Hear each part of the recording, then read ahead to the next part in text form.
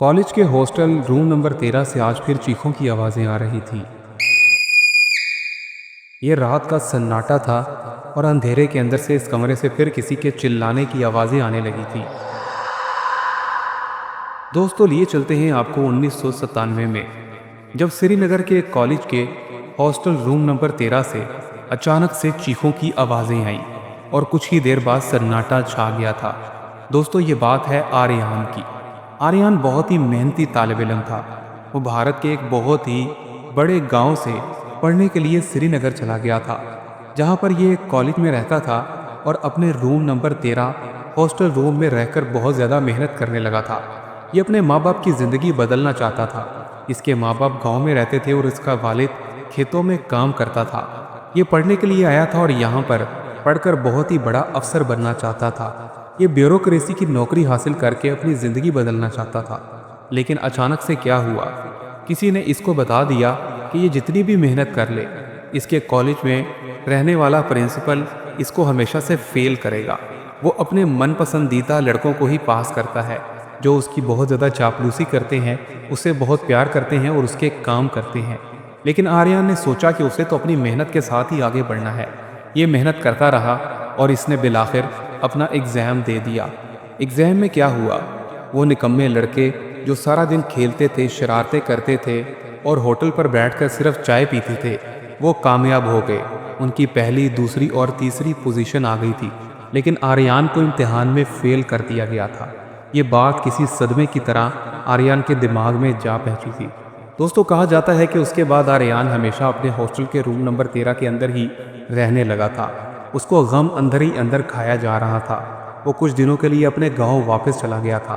बहुत मायूस हो गया था क्योंकि उसके उस्ताद ने उसको बिला वजह जो है वो फेल कर दिया था। लेकिन आखिरकार क्या हुआ, आर्यन के अंदर एक ऐसी शक्ति आ गई, एक ऐसी ताकत आ गई, जिसने कहा कि ये अगले साल दोबारा मेहनत करेगा और फिर से कामयाब होकर ही दिखाएगा। ये दोबारा से वापस लौट आया और अब की बार भी इसका रूम नंबर 13 ही था। हॉस्टल रूम में ये हमेशा पढ़ रहा होता। इसके दोस्त बाहर खड़े दरवाजे पर इसको बुलाते थे और कहते थे, आर्यन आजा, कहीं मूवी देखने चलते हैं। लेकिन ये कहीं पर मूवी देखने नहीं जाता बल्कि पढ़ता रहता था। फिर अचानक से क्या हुआ, इम्तिहान के दिन आ गए। सभी बच्चे इम्तिहान रूम में बैठे थे और अपना पेपर लिख रहे थे। अचानक से वही प्रिंसिपल इसके पास आया और बहुत ही गंदी मुस्कुराहट के साथ इसको देखा। ऐसा महसूस करवाया कि जैसे जितनी चाहे तू मेहनत कर ले, मैं तुझे फिर फेल कर दूंगा। दोस्तों, आर्यन बहुत ज़्यादा परेशान हो गया था, लेकिन उसने अपनी मेहनत के साथ इस बार बहुत ही अच्छा एग्ज़ाम दिया था। लेकिन कुछ ही दिनों के बाद जब सभी दोस्त इकट्ठे होकर रिज़ल्ट बोर्ड पर अपना रिज़ल्ट देखने के लिए गए, तो आर्यन का नंबर जो है आखिरी नंबर था और इस बार इसको पास तो कर दिया था, लेकिन बहुत ही कम नंबरों के साथ। ये बहुत रोया और बहुत चिल्लाया। अपने में कमरे में ये वापस आ गया और यहाँ पर आने के बाद इसके मन में बस एक ही बात थी कि अब ये प्रिंसिपल का कत्ल कर देगा, जिसने इसको बिला वजह फेल कर दिया है।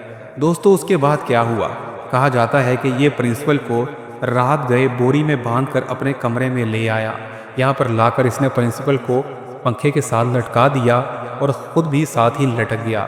कहा जाता है कि उसके बाद से ये दोनों मर गए और अब रूम नंबर 13 से हमेशा चीखने और चिल्लाने की आवाज़ें आती हैं।